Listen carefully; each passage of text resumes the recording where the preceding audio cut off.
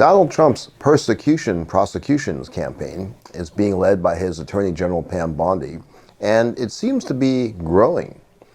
The question is, who is it really going to ensnare? Will it ensnare his targets? Probably, because he can get them to be charged by his lackeys at DOJ. But will it also perhaps get his own people trapped? His latest target has been the former CIA director, John Brennan. Now, doesn't seem to be enough for Trump because in light of the defeats in the recent election, continuing fallout from the shutdown of the government, seems like this is all causing Trump to get pretty incensed to want to reach for even something bigger than John Brennan. And that reach, the overreach, Brennan's already an overreach, is really just going to cause him and his administration more problems. Let's break down how the Trump DOJ is digging itself a deeper hole as well as a hole big enough for lots of members of the Trump administration. But before we get to that, hit that subscribe button, make us the biggest and the best legal analysis and political analysis channel that there is. Now, it's clear that Pam Bondi is the weapon for Trump's persecution campaigns, but this is where it's going to cause a problem, because here the potential case against former CIA Director John Brennan is, of course, nonsensical as a case, and it really should just go down in flames. But Trump's insistence on trying to broaden it is what's really going to cause him and his officials a problem. As MSNBC is reporting, through reporter Ken Delanian broke a story, that there's an expansion here. It's not going to be just Brennan, but also to include the CIA and FBI probes into Russian interference with the 2016 election.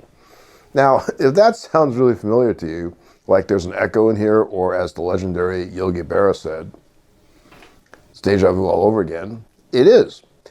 Everyone from Marco Rubio to the special prosecutor John Durham, let's not forget the Justice Department OIG, everyone has done an exhaustive investigation, taking years to look at was there anything wrong, anything inappropriate, any type of potential violation of Trump's civil rights in these probes into whether there was Russian interference in the 2016 election, which there was. But again, who knows what the motivation is for Trump?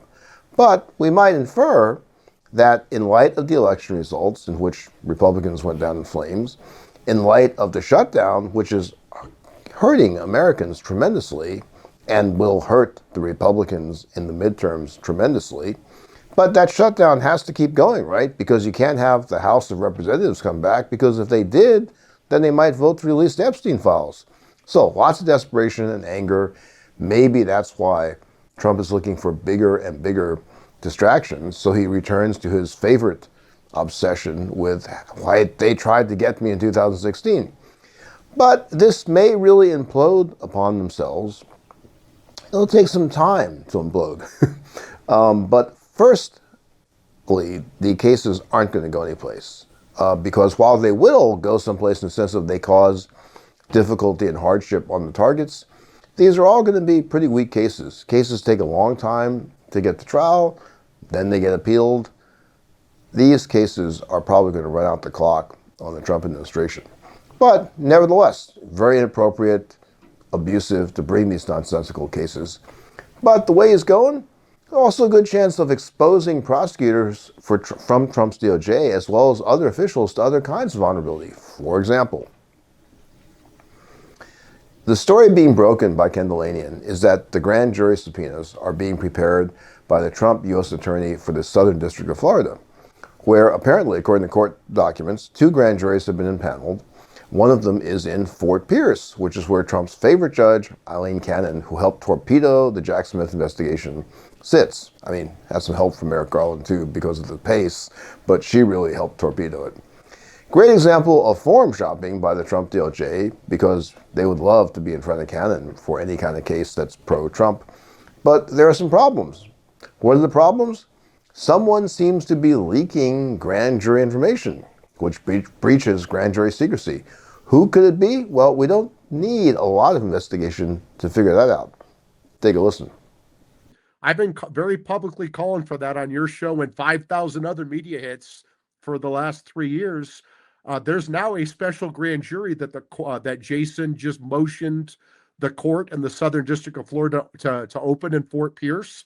That's going to be impaneled in January. I think that sounds like a great place to open up this grand jury on Crossfire Hurricane and against these lawfare Democrats. Maybe, just maybe, that's going to happen. Mike Davis is a Trump ally who is an informal advisor to Trump and Pam Bondi, as reported by Yahoo News. And he makes it pretty obvious because he talks about what he wants to do in the grand jury. Sorry, now take a listen.